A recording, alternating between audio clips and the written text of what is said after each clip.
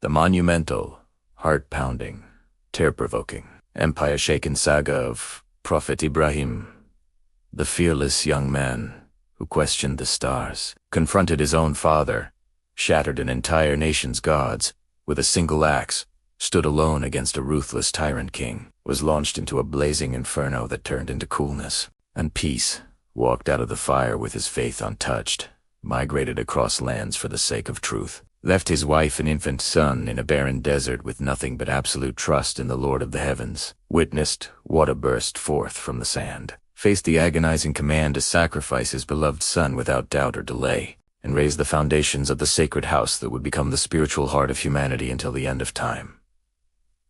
The unforgettable, earth-shaking story of Prophet Ibrahim that redefined courage, trust, and complete surrender to God forever.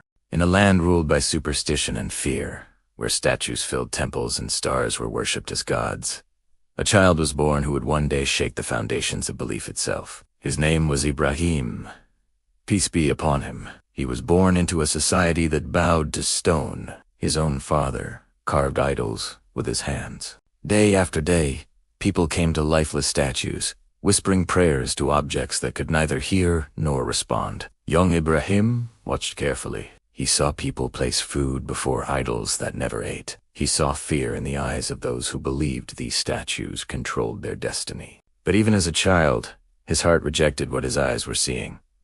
One night, he looked toward the sky. A brilliant star caught his attention.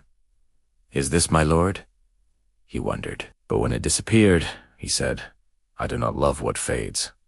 Then the moon rose, glowing in the darkness, but it too vanished. Then came the sun, powerful, overwhelming, impossible to ignore. Yet even the sun set, and in that moment of clarity, Ibrahim declared, "I turn my face toward the one who created the heavens and the earth." It was not rebellion. It was realization. He began speaking gently to his father. "O my father, why do you worship what cannot hear, see, or benefit you?" But tradition is stronger than logic. His father threatened to stone him. His people mocked him publicly. Still, Ibrahim did not stop. Then came the day that would define his courage. The people left the city for a grand festival, leaving their temple filled with idols. Ibrahim entered alone. He walked slowly among the statues. "Why do you not speak?" he asked. Silence. With controlled strength, he lifted an axe and struck them down one by one. Stone shattered across the floor. Only the largest idol remained. He hung the axe around its neck. When the people returned and saw the destruction, rage filled their hearts. "Who has done this to our gods?"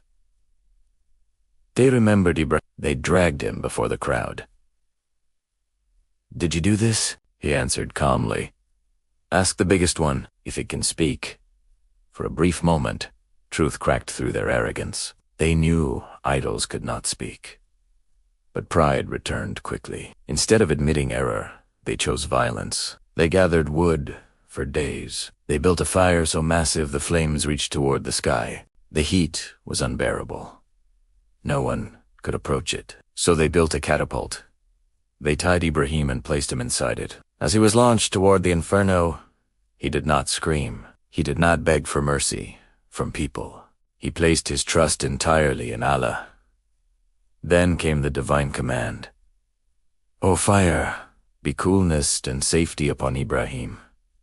The flames burned intensely, but they did not burn him. When the smoke cleared, he stood unharmed. The fire obeyed its creator. The tyrant stood defeated, and Ibrahim walked away stronger than ever.